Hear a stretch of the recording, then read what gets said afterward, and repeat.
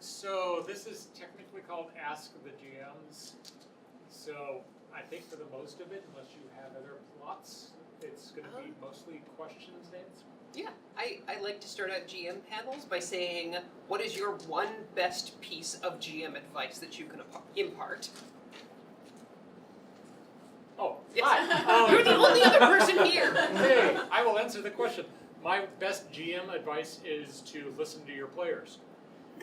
Without your players, you don't have a game, and that makes it very, very important for you to make sure you're running a game that the players want to play in, the players are comfortable playing in, and the players are basically invested in. So it's easy if you already know who you're playing with because you know their styles, you know their interests, you know what they're comfortable with at the table, what they're not, so you can adjust things as needed. If you don't know the players, your first session should be something, even before the session, like get to know them, maybe just hang out and have like a character creation session where you're not actually playing the game. But just figure out who they are and what they want to do, what they want to play with. And the reverse should go with the players, of course, but this is the GM side of things. And at the same point, walk around when you're GMing. Don't just sit there at the front of the table or the side of the table. If you're walking around, people will pay attention to you more. Plus, you can look over their notes. That's right. And you can loom. And whisper in their ear. Oh, they love it when you whisper in their ears. And what's your advice? Oh, well, just to sort of follow up on yours really quick, remember that the players don't need you as a GM anymore because now there are a bunch of game masterless RPGs out there. So if you're going to take on the role of the GM, make sure you're doing it like in a way that makes you happy and your players happy because you can be replaced. And after that ominous note, I think the best advice I have is that the happiest game master is the laziest game master. Do not ever be afraid to steal from published adventures, take maps, take stat blocks, take plot hooks, take player handouts. Right now you can get back issues of Dungeon Magazine dirt cheap on Paizo.com or at your favorite used bookstore, and I go through those all the time for my home games for, like I said, maps, stat blocks, all kinds of things. Just even pictures. Yeah, even just pictures for NPCs. Yeah. And I mean, that honestly extends to letting your players do a lot of the work for you. If you're running any kind of intrigue game or any game where there's some sort of puzzle or something like that, at some point, I guarantee you, your players are going to say, oh my gosh, I'll bet it's this. And they're going to come up with a solution that is brilliant, but wrong. But they don't know it's wrong, so you can change it. Yeah. And then you're like, oh, you figured it out. You guys are so smart. And that makes you, to them, seem like, oh, that GM is really great. They made all these clues that were really tough, but we figured them out. Yeah, and then they're like, oh, wow, I can't believe what a great GM they are and how carefully they wove those clues, but we figured it out because we're so good. Yep. In fact, like murder mysteries when I run them, I like to go in without knowing specifically who the murderer is because the players will figure it out for me. I'm running a Call of Cthulhu game here for some folks Sunday night, and that's kind of the tactic I'm taking with it. I've got a bunch of handouts. Spoilers. Is anyone in that game? We want to be in that game. Well, swing on by if it's at the start. If there's not, But now they know who the villain is. They don't, because I don't. That's what I'm saying. The villain is you. Yeah, there you go. Oh my God, we're all the villains. That's right. Because we live in a village. Anyway, any questions? Yes, questions. We are mostly here to help give you advice and solve your difficult game mastering challenges and possibly answer world building questions as well. Yep. That's still a GM responsibility. Well, yeah, right? I mean, it's definitely ask the Paizo GM. So if you want to ask questions about Paizo or Goliath or Starfighter or whatever, you can to answer them. Yeah.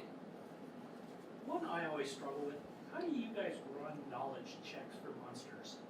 Every table I go to, when you're rolling, what information do you give? How do you give that? there's some GMs that are really stingy on it, other ones like regional stat block. And it just seems very vague as to, It's a weird rule because, as written, it's what? Knowledge check is 10 plus the monster's CR. unless it's a 15. common, 15, and yeah. it's a 5, and it doesn't even say what a common is. And Yeah. the weird thing to me has always been that Zatabes, which is, anybody here know what a Zatabe is? Plants. Oh, see, a couple of you know, you made your checks. A Zatabe is like it's a CR2 plant that makes you fall asleep and then drinks your blood or something like that. But it's CR2, so the knowledge check for a Zatabe should be like 17. Now, how many people here have heard of the Tarask? That knowledge check is what, CR 35, 40, something like that, so you shouldn't have heard about it. So it's a weird sort of, it's sort of nonsensical in a way that the more powerful monsters are things that you're going to know less about. The way I've always run knowledge checks for monsters is when the encounter starts, I'll describe the monster and all of that, and somebody's like, what's that? Now, basically, what I'll ask them to do is ask them to make a knowledge check and let them choose which knowledge check they want to make. Because if you say, this monster rears up and it's a bony looking thing with kind of like skeletal arms and all that, and they're like, what is it? And you ask them to make a knowledge arcana check, they're going to metagame it and know it's not undead, it's a construct or something weird. So you ask them to decide what check they want to make.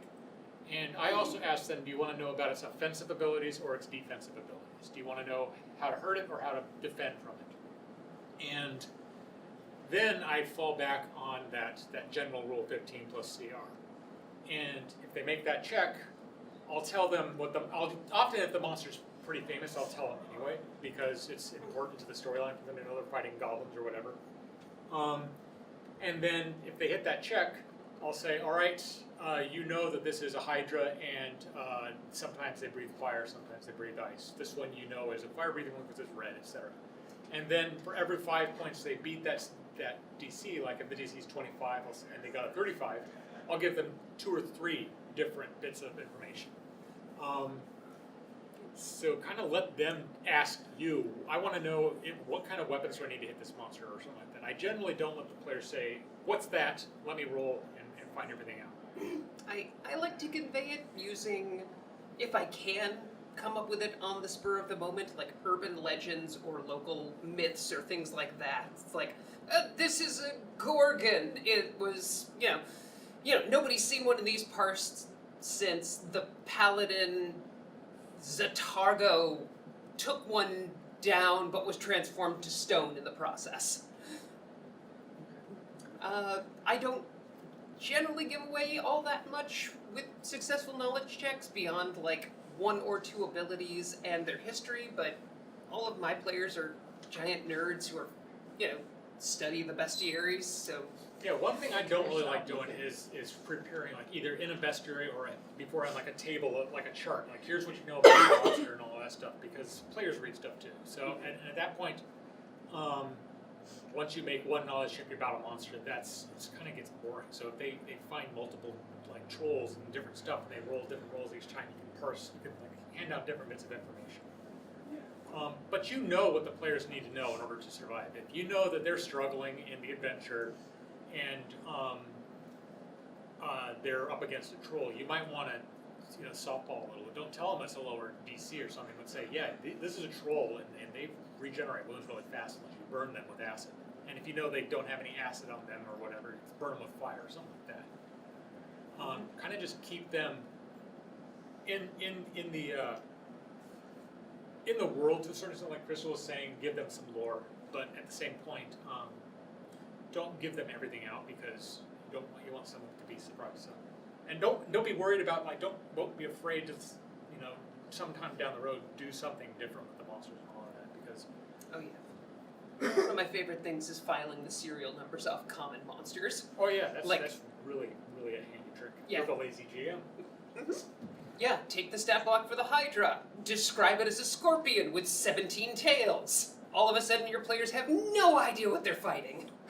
Yeah. And then they make their knowledge check, and you say, "Oh, this is a Nexian scorpion dreadnought, and it regrows its tails if you chop them off." And their characters might have heard about it, but the players don't, and that helps keep everything kind of mysterious. Following up on that, actually, would you say the same is true for something like a creature with an added template of some kind? Because because while saying that something is an abyssal or shadow or whatever version of the dung beetle is like those are things that might actually stand out. Describing something as an advanced dung beetle sounds dumb as hell. I would usually say something like, well, this is a dung beetle, but you can tell by the spikes on its back that this thing is... It's a dire dung beetle. Dire dung beetle. Yeah, just say that this one's tougher than normal. This one's like maybe been around for a long time, and it's for whatever, or you could say that it's been magically enhanced or something like that. Or it's just, it's just, I wouldn't say advanced dung beetle, because you're right, that's sort of meta. But at the same point, keep in mind too that it is a game, and that if you say it's an advanced dung beetle, it's not necessarily the end of the world. Like, you can judge the spur of the moment thing. And I'll usually say, like, if I put the advanced template on one wolf in the pack, I'll say, like, one is obviously larger and controlling the others, or, you know, or this dung beetle is larger than the ones you fought earlier that you just stepped on. yeah, that's like the leader of the pack or something like that. And when you're preparing the game and all of that, it's probably a good idea when you're dropping simple templates, especially onto creatures, to know why you're doing it in the first place. Because you don't just, randomly drop those in there. You could say, like, they've been drinking out of this magic pool, maybe, or something like that. Or they're older and buffer and bigger. Haunted. Or they've been eating demon flesh. Yep, that's also that. That does the same thing. Same with, like... Don't like eat more- demon flesh, kids. It's okay, you can eat it. So, like, something more complicated, like a half-fiend or a half-celestial, that is such a generic sort of template, because there's so many fiends and so many celestials that they could be. At that point, I would almost say something like, this, if you put the half-fiend template on a centaur and say it has extra legs or something like that, I would not just describe it as a half centaur. I would say this is a centaur that's part Bebolith, like it got inflicted with like poison from a Bebolith, and rather than dying from the poison, it just mutated or something like that. So There's a world of difference between half pit fiend and half lemure. yeah. You want to be the question caller? Sure. I'll just be the lazy GM. You in the back? What is the most odd, weird, off the wall things any of your characters ever want to do? How'd you handle it? Oh, jeez. I'm trying to figure one out that is like, if it gets recorded, I won't get in trouble for saying it in public. Okay. Well, you figure that out. I've got one. Okay. So I was running an evil game, which, Do you really have first one? GM warning. Yeah. Be careful when you run evil games, because your players can take things a lot further than you're comfortable with. But my players were actually doing a really good job of not taking things too far for each other or for their game master. They got to this point in the adventure where they had to... Basically, there's a keep on a land that borders another land, and you have to destroy the keep so that monsters can pour over the border and invade. The keep is protected by... specifically by a high-level paladin and a bunch of soldiers and a bunch of clerics, like goody-goody spellcasters, and there's a whole town supporting it. So getting in there, you can't just mosh through it like a dungeon, and it's kind of expected, that my players would go in and they'd hit and run and that kind of thing. But what they decided to do was pose as innocent travelers, stay in the town a while, and concoct a very convoluted scheme where they convinced the paladin in charge of the fort that his highest lieutenant's wife was evil and secretly leading a demon cult, so he would strike her down, thus losing his paladin powers, and losing his lieutenant in the process. Did it work? It worked. It took like 3 sessions instead of just 1 to like invade the fort, but it worked, and they were so satisfied with themselves. It involved heavy use of the spell fiendish regeneration. I can't remember. Infernal healing. Because it makes you radiate as evil while it's in effect. Oh. And paladins can detect evil. Nice. So the one that made me think about is sort of the same thing. It's a case where something that should have taken one session takes a lot more. It was an old 2nd edition D&D module, one of the Mind Flayer adventures. The first one, it starts out with like a comet appears in the sky and it's causing all sorts of people to panic because it's a dire omen of evils to come. And of course, this comet is like a Mind Flayer comet, so it's accurate. One of the players in the group was, I forget the character's name, but he was a gnome rogue, I think, or a gnome fighter. I think his name I was, see problem 1 and 2. I think his name was, he was a chaotic neutral gnome fighter named I see problem 3. Firebeard. Anyway, so he got obsessed with this thing in the sky, and he started calling it like Infernus. It is the god Infernus come to deliver us to the new burning tomorrow. And he basically started this whole cult in the town about Infernus. He was like leaving flyers on the walls and like graffiti and stuff like that. But he did the whole thing in secret because there was a paladin in the group, and he didn't want the paladin to get it. And so he did such a good job doing this, and I would basically, every once in a while I'd take somebody aside, because there was an element of this game that's like everybody gets these prophetic dreams, so I'd take them all aside one by one and say, your dream is this, your dream is this. And when I took him aside, I thought, I'm going to start laying Infernus paraphernalia all over the place. And the rest of the party started thinking that was the actual plot. And so everybody else started investigating this Infernus cult. Well, like the player character that started was like, oh. So rather than do the actual adventure that was laid out, we spent like 3 or 4 sessions trying to track down the leader of the Infernus cult, and they eventually figured out it was him. And like, what? I was like, ha ha ha ha! You want to do the adventure now? Because I'm still here. Did he make his own check tracks? Not really, because we didn't. It was like there was no printing press or anything like that. There could have been, but he was doing stuff like leaving like weird symbols all around the ground. And whenever people were asking us, I heard somebody talking about Infernus cults down by the riverfront. It was fun. It was really fun, but it was not the adventure, and so it was kind of weird. Yeah, sometimes those are what you need. I see that. Yeah. Unless you actually have like a hard deadline, like like half your players are, like you're playing in college and the semester's ending and you're not going to have the game together at the end of whatever. Don't be worried about sidetracks like that, because those often can become the most fun, the most memorable parts of the game. And it might not be what you planned for, but it'll be something that everybody enjoys, and that's also why the lazy GMs out is good, because if you haven't spent days and days and days preparing one story, and something sidetracks, and you can keep going. And I didn't actually. I mean, you can also use what you've planned for the stories. I think for that one, I had their Infernus cult investigation led them to this warehouse that the Mind Flayer agents were using to smuggle stuff, and so they got to the warehouse for the wrong reason, but they ended up, going onto the map and interacting with the villains and all of that. So it ended up working out. It was just very confusing and awkward for certain paladins. So did they fight through all of the Mind Flayers in the warehouse and then be like, tell us about the Infernus cult? And the Mind Flayers were like, the what? Yeah, it was a fun little situation. They didn't actually meet the Mind Flayers at that point, because I could have played it off like, oh yeah, you were influenced by the Mind Flayers the whole time, to the guy that started the Infernus cult. I was like, oh, that's pretty That's deep. weird. Yeah, but I didn't think of it because didn't think of it. You can change that story now. So, all right, let's rewind a little bit. Oh, right here in front. When you're GMing and you're starting up a new game and people are rolling up characters, what do you ask your players to give you?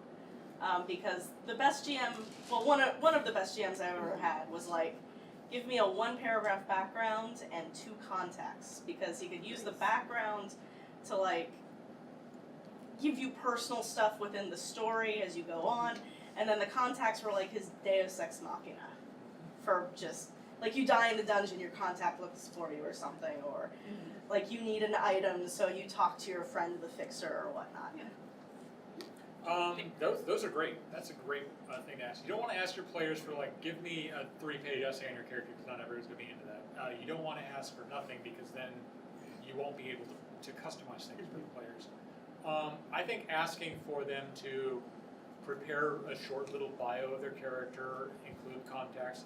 One of the things I really like about Call of Cthulhu is it's got people of dependencies and treasured objects in the new edition of the game. So you just pick, like my aunt, I grew up with my aunt because I was an orphan when I was there, and I cherished this old locket I got from my mother. So just two or three little tidbits that you can latch onto. One thing that I've done a lot forever in my games is I will prepare like little bits of information for the players to choose.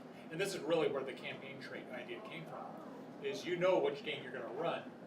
Make a list of like bonuses that you can let the player characters check out and pick one at the start of your game. They may pick it because it gives them a bonus to initiative, but if they pick the one that's like, you get a bonus to initiative because when you were the previous year, you have 2 days of missing time. You woke up with needle marks all over your neck, and now you have a +2 bonus to initiative. So the player's like, oh, I'll go first. I want that one. And they don't know that's like anyone who picks that trait is the one that has like secretly been infested by the Sturge Lord or whatever. So that's one thing that I do a lot is I'll bribe the players to give me background information even if they don't realize it. And campaign trait type stuff works really well. Or if you looking around at I don't know if I can talk about it. Alright, We so mentioned backgrounds, right? yeah, All right, yeah, backgrounds for the new upcoming edition. We'll do something similar to that, where it's like, what were you doing before you became an adventurer? And just saying that I was a blacksmith or I was a baker or something like that, that gives the GM something to work with. presumably we'll have a tap dancer background. We will now. Yeah, what I like to ask, leaving that aside, what I like to ask for varies by what genre we're playing in. Fantasy, I generally just want a paragraph or two of background so I know what motivates the character and I know like if they have any local friends that I can threaten or ransom, if they've got like any specific character goals that they want to pursue. But I mean, for my superhero games, because it's a different feeling and it's set usually just within one city, I'll ask for what I call a 3x3, which is 3 friends, 3 rivals, and then 3 locations in the city that mean something to their character. And yeah, that gives me like 3 NPCs right off the bat that I can like use to deliver information to them or imperil to get them motivated in the story. It gives me 3 rivals who, it could be their supervillain arch nemesis, or it could just be the guy at work who's really smug, or, you know, just people they want to best in different situations that, again, I can throw out there to motivate them. And then 3 locations that give me, like, help me flesh out the city a little bit without having to do all the work myself. That's But, what I really yeah. like that a lot. And I do, it's been a long time since I've run anything pulp, but I did something fairly similar with like a pulp investigation game I used to do where, you know, I asked about like, give me your 3 main contacts that you'll go to first in an investigation, and then give me the 3 people you never want to have to go to an investigation. Gosh, lost track of everybody in what order. Someone, go. With the really nice fluffy black hair. Oh, thanks. So, in the bounds of what you can talk about, as GMs, is there something you're really excited about for 2nd edition that maybe you might have wanted to be able to do in 1st edition that you really couldn't? Yes. Yeah. Yes. I kind of expected that would be the I answer. think I'm going to be somewhat evasive because we got this giant list of what we can and can't talk about from Jason. Did you read that? No. So I'm just sort of going to guess, and this might be a spoiler. It's pretty vague. One of the things I'm really excited about that we're looking to do with 2nd edition is give the GM more agency in the game. Part of the problem right now with this current edition is like the perception of rules bloat. There's so much stuff, and that's a natural side effect of having a game system that's been going for over a decade.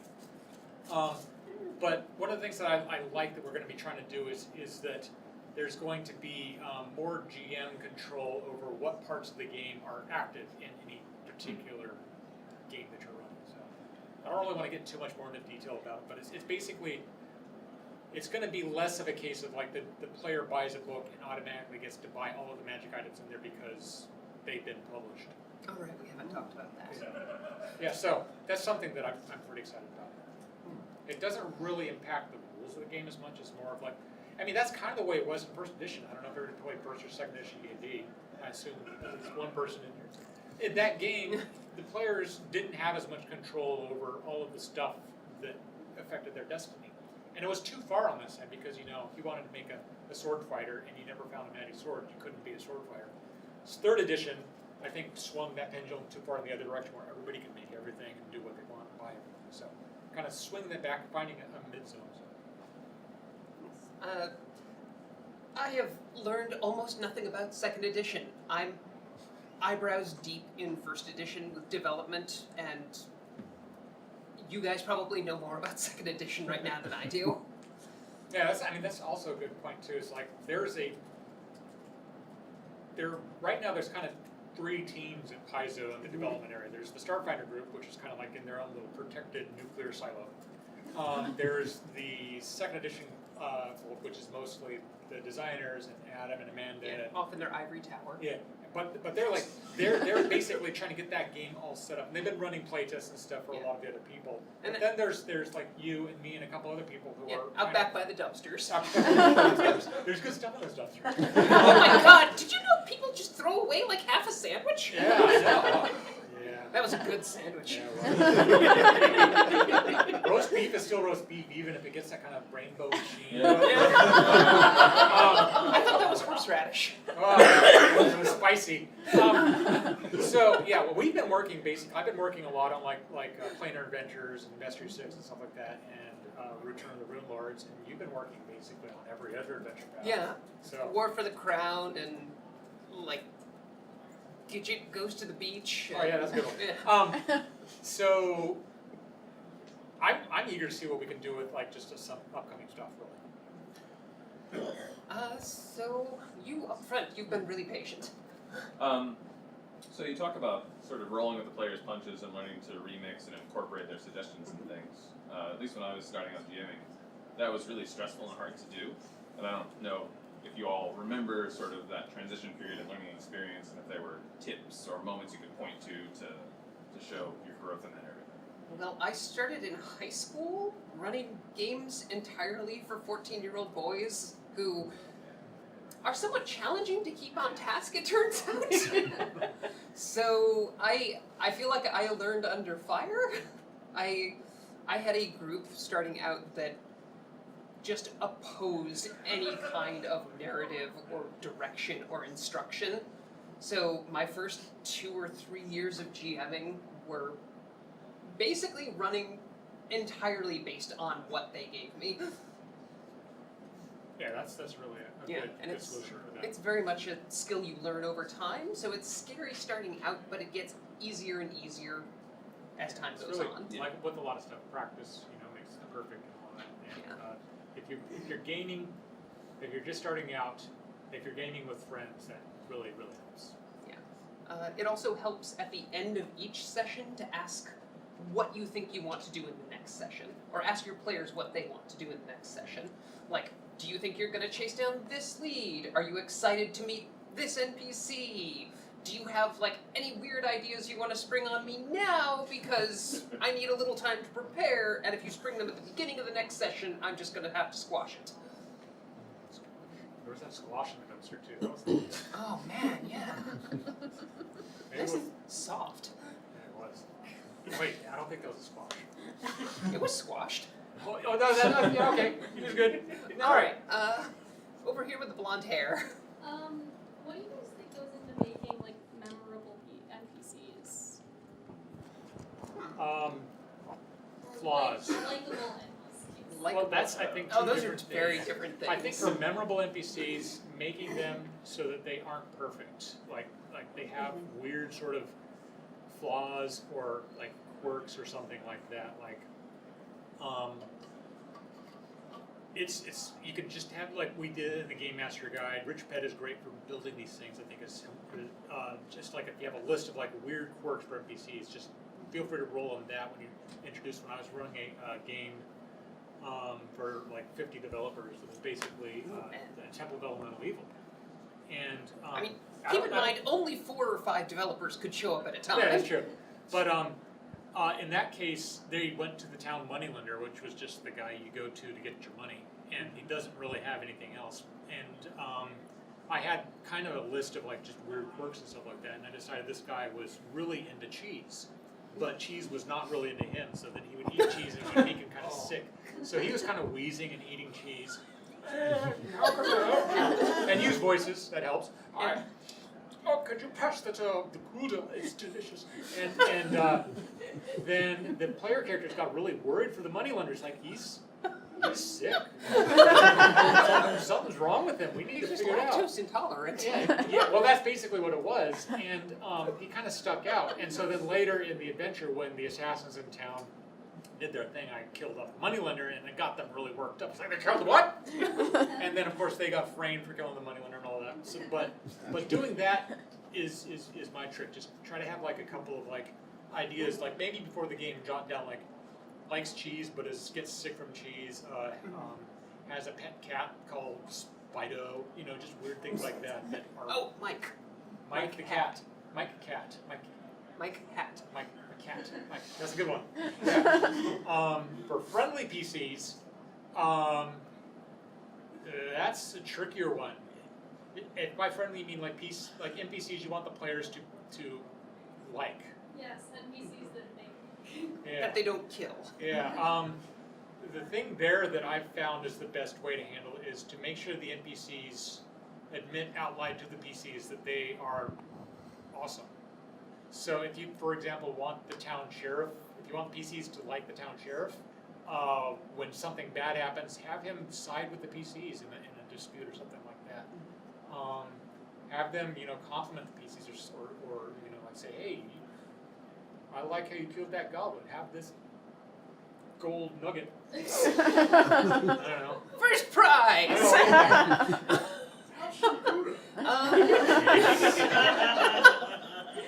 So for good friendly NPCs that your PCs will like, praise is a great idea. Small rewards are a good idea. Like if the PCs didn't even know they were doing an NPC a favor, and their first interaction with an NPC is them saying, "Whoa, thank you! I didn't think anyone would ever do this," and getting a prize, they'll remember them more. They'll be more positively inclined towards them. It helps just knowing your players. Like, some players will bond to the whoopee, like the character who's just a sad sack who needs their help. And other players will hate that character. Some players will love the earnest, gosh darn shucks, homespun, nice guy, and other players will put the dagger right through him themselves. That's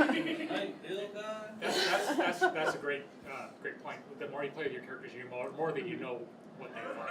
Yeah, and you'll be able to play to the audience, really. yeah, for memorable characters in general, it helps to pick 1 or 2 verbal tics you can use as the GM, and always work that into the character's dialogue. It just makes them stand out in their memory, because as a GM, you can only do so many voices.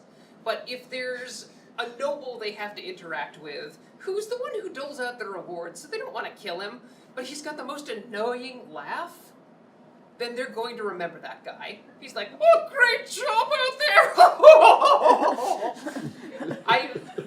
I've got one player who will try and strangle me anytime I do that laugh in public. That's how you know you're doing your job right.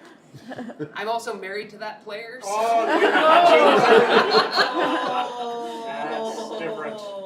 That's your own riddle to solve. We're in counseling. So, over here on the far? So character infighting. For example, you've got character A, who's a hardcore Pharasma worshipper, and then you got character B, who does a little bit of necromancy in front of them. Now character A wants to kill character B. When do you intervene? Do you intervene? You do intervene. You do have to intervene, sometimes away from the game table itself. Yeah, because a lot of times that sort of thing is not an in-game thing. That's a real-life conflict, or somebody's got some sort of issue or problem going on, and that's probably my least favorite part of being a GM, but it's also the most important part about being a GM is you're kind of a mediator. You got to kind of watch out for people like when real life intrudes or they start fighting against each other and all that. Sometimes both players are into it and they enjoy that deep dive into role playing. And basically, what I do is when it starts feeling awkward, and keep an eye on the other players too. If they're looking like they're giving any cues or anything like that, take them aside and just say, all right, let's have a break. I'm gonna go grab something to eat or something, and then just talk to them. Is that the X card thing? Oh, like every player has the ability to like hold up an X card and say we are taking things too far. Yeah. We need to slow down or back off. Just let everybody in the party It's, know that if you're ever feeling uncomfortable, just Yeah. that's okay to stop the game It's- and because you're there to have fun. You're not there to break up friendships. Or Yeah, and marriages. and the X card is an idea you'll see a lot more in horror games Yeah. or other games that or like romance games like Monster Hearts where you might be pushing each other's comfort levels or Yeah. boundaries more without realizing it, just as part of the gameplay. Yeah. So, but it's not, or it's still something you can import into, your everyday game table. The idea that players, who are there to have fun and are contributing as much as everybody else, have the right to say this is going too far in a bad direction or in a direction I'm not comfortable with. If it's a case where, like you're specifically saying, where it's two character concepts are diametrically opposed, that's one of the reasons why I really like at the start of a game getting people to talk together about working out their characters and all of that, so that you can kind of keep an eye on those sorts of things before they happen and say, hey, well, if you're playing a Pharasma worshiper, maybe you should be playing a necromancer type thing, and you should keep that in mind.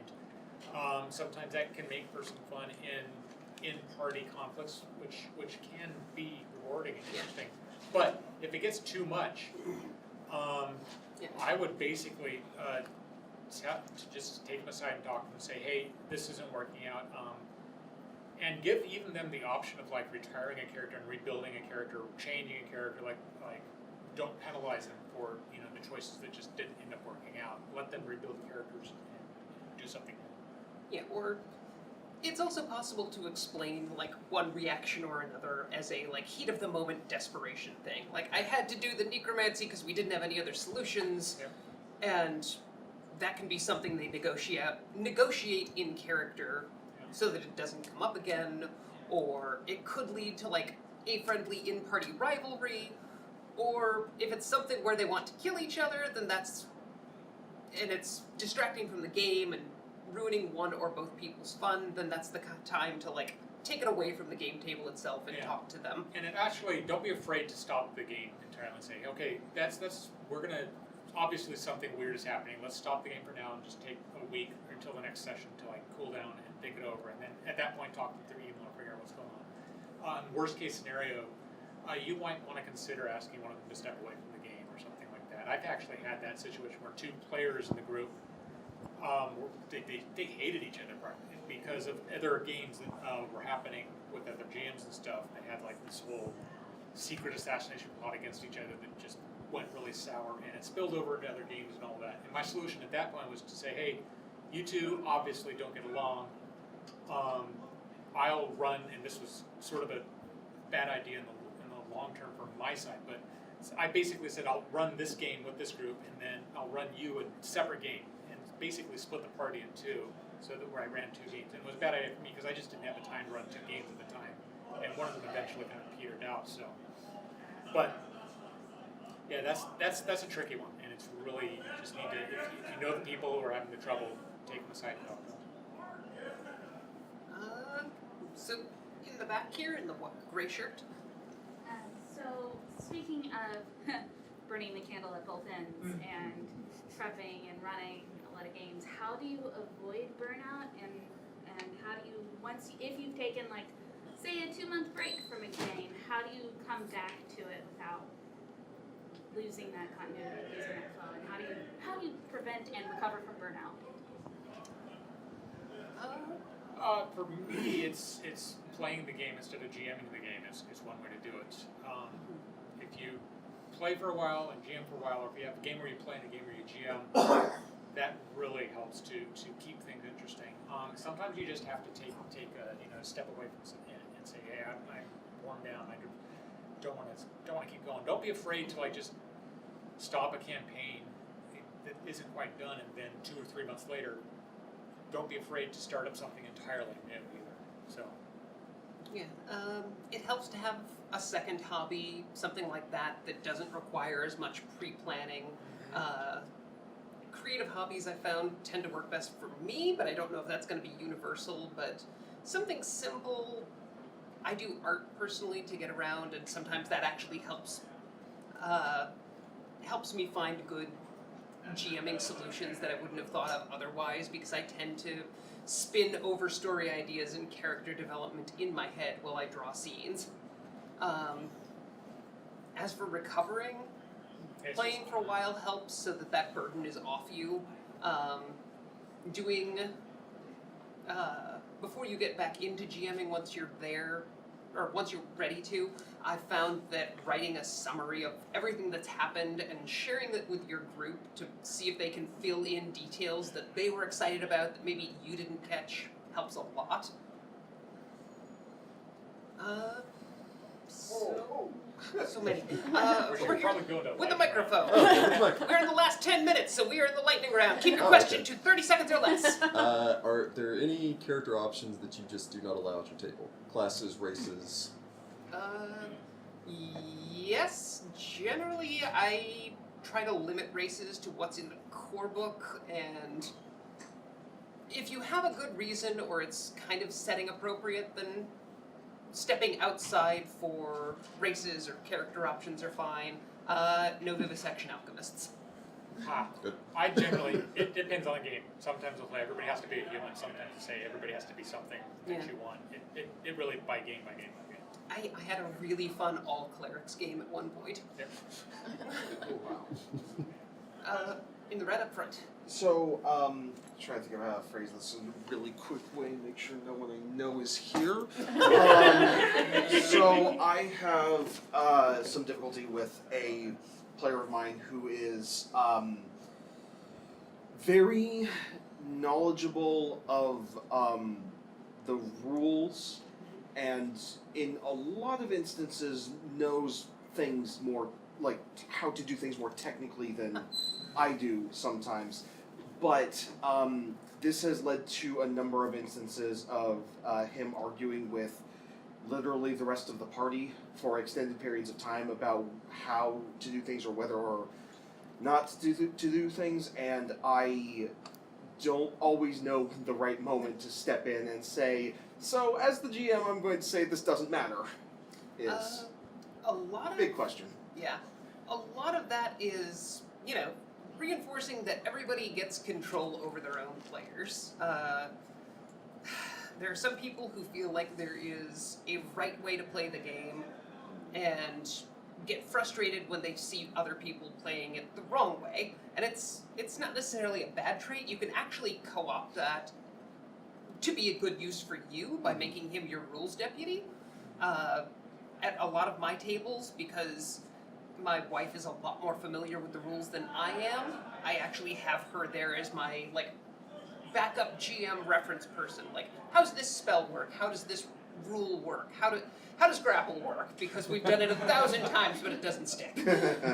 Ironically. That's a great solution. Use them as basically a living reference, but then take them aside and say, hey, this is what I'm going to do. I tell them, you are better with the rules, so I'm going to periodically during the game say, hey, how does grapple work? How does this work? How does it work? But let's keep it to that and let the game roll out. And if something happens in play that's maybe a rule gets used the wrong way, but the game is going on and he steps into interrupt, just have them keep a note paper and just write down things like that. And then at the end of the game, sit down and talk about things. So just basically keeping it to post-game discussions, really. Sure. Yeah, and just remind him that some people aren't going to play the game the same way, and that's fine. You're not going to penalize anybody for not picking the optimal solution. It's a tough situation. I think every GM has got one where you're running a game and there's a player that knows rules better and things. knows the world better, knows the or world better, yeah. So it's really just, you really need to sit down with them at the start or at some point and say, hey, I'm the one in charge and I need you to support me in that way because it's not fun to just spend all this time worrying about it. in the gray shirt back here. Yeah, so kind of to touch up on some of the other questions before, how do you handle a player that wants to play, whether it's a race or class, for a particular, like say, adventure path? Good example, Second Darkness. Not friendly to paladins, but they insist on playing a paladin. How do you usually handle that? I will basically tell them, hey, this is not the best choice to play a paladin. Like Skull and Shackles is an even better one. Oh, yeah, I want to play a paladin in this one because it's going to be a challenge. Just let them know, really. Yeah. If we're playing a goblin in Return of the Rise of the Rune Lords, because the first adventure is all about killing goblins and stuff like that. Being a hobgoblin Yeah. in Iron Fang Invasion. Hobgoblin, and we see that every time we do an adventure path. We say, this is the adventure path where you probably don't want to play worshippers of Nethys. And suddenly everybody wants to play Nethys.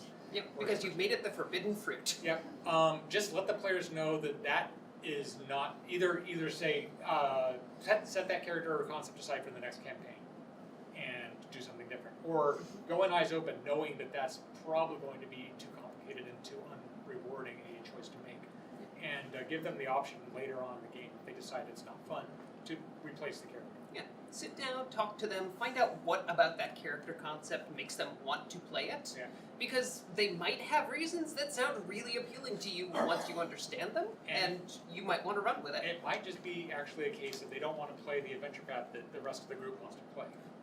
There's also that. And in that case, it's like you might want to think about maybe doing a different adventure path or just telling that player to like, well, we're going to do this because everybody else wants to play it, and maybe you sit out or Yeah. there's a lot of options, but just communication really is what it was. Got room for 2 more, I guess. All right, here are the gray stripes. What advice would you give if you have a player who's so attached to their character that they've made it clear that if that character dies, they're going to leave? And how do you get them to get into a backup character to roll them in for particularly a Rune Lord AP is what we're playing? There are a couple of ways you can handle that. You can run with it and make a situation where instead of killing characters, you imperil them once they're down to 0 hit points. It's one of my favorite ways to handle it because I like continuity of story. So when you're reduced, basically, the way I run it is that only big name NPCs can kill a PC character. Like your average goblins, your average guards, that kind of thing can only really knock you unconscious and drag you to the boss. At which point the boss throws you in jail and you have to escape, or throws you into an overly complicated death trap that you have to figure out, or, puts you somewhere where they get to monologue for a while and then wander off and leave you to much easier to handle guards. That's a good solution because I agree the continuity story is important. If you build up an entire adventure campaign and the characters die, you suddenly lose that through line. Having options rather than death when you get to negative common hit points is a really great solution. Also, one thing that I do a lot in my games is I allow the player characters to discover like a scroll of resurrection or a ring of wishes or something like that. Basically get out of death free card, or hero points or something like that. Give the players a mechanic early on that is a kind of an escape hatch for those situations. And if you give like a scroll of resurrection out to the party when they're 3rd level, not only does that set up like a potential like escape hatch for them if the die roll just ends up killing somebody. It feels like treasure at that point. A lot of players are used to like 3rd level, we're going to get 473 experience points and 623 gold pieces for each encounter, and they've got it down to a science. So when they get something that's outlying of that, it feels interesting and exciting. So it kind of kills 2 birds with 1 stone. And then they think you're going to try to kill them. Yeah. And then probably one more. We don't have any. I've asked so many questions, so I apologize. But, We'll come to the other seminars. We'll answer them too. Sure. Remember, but, 75-part series. Shoot, and now I don't remember what. No. Actually, this is something I've been wondering about. Is there, as a GM, you are running the game and trying to presumably move things forward.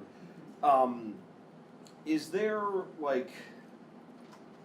there any reason to like? I'm supposed to put this. The only thing I can come up with is not cheat, which doesn't make me sound great, but that is, I guess, Basically, like fudging the rules and stuff like that. in order to cause certain things to occur, I suppose. Oh yeah, cheat. By all Yeah. means, cheat. You know what the story is supposed to be and where the story is supposed to go, and you hopefully have the trust of your players that you're there to provide an entertaining story. And it's okay to like just say something happens, or just roll the dice behind the screen, or just make things happen the way they happen. The trick is, you should do that when it's in the player's favor. You should never do that when it's against the players. So you shouldn't say like, in order for this adventure to play out, the party has to be captured by the guards.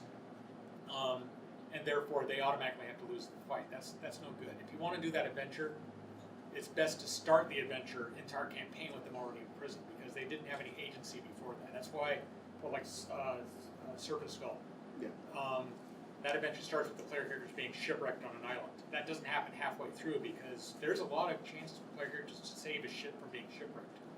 That's why Skull and Shackles starts with people being press ganged into a ship. If you have a plot line like that, it's best to start the campaign with that. And if you like running those types of adventures, keep them like in your satchel at the back of your head or whatever, because it'll eventually happen just by chance. So, but yeah, that's my advice: is don't be worried about cheating if it's in the player's favor. Try not to do it if it's not, because you'll lose their trust. Sure. And there's times where you just have to ignore the rules. Like if your adventure is about trying to figure out who killed the king, and the king is like a 4th level aristocrat, well, he's probably got, I don't know, 22 to 35 hit points. And if you just find him with 1 dagger in his back, that's a D4 damage. That shouldn't kill the king. But for the sake of the story, you find him with a single dagger sticking out of his back. Yep. I mean, there are times where the rules don't make story sense, and it's okay to fudge them or throw them out the door for the interests of moving the story forward. The rules, a large part of the reason the rules exist is so that there's an impartial element to the game, that the player characters can trust to be a stable foundation for their stories, to their characters to build out on. And the more trust the player characters have in you, the more you can jiggle that stuff around. So they just have to, players want to be there to have fun. And if they think the GM is out to get them, they can't trust the rules are there to protect them against harm. So. And remember, the rules are largely a combat simulator, not a story simulator. I like to think that I've fostered a sense of trust in my players, where they know I'm out to kill them, but also want to have them to have Trust them. you're out to It's a kill weird them. sort of like line to walk. Cool. Well, thank you, everybody. If you have more questions, feel free to come to other seminars we're in and hijack those and ask us questions when we're not ready for it, because we love being blindsided by unanticipated questions. Oh yes. Next up in our session, Tell the Paizo GMs, where we will sit here and you tell us how to run our games. Thank you, everybody. Which isn't an actual seminar. Please don't come to our other seminars and tell us how to run our games. Much you have really good ideas. Yeah, if you think you can do our job better than us, by all means. Well, yeah. We'd like to buy your games too. Thanks, everyone.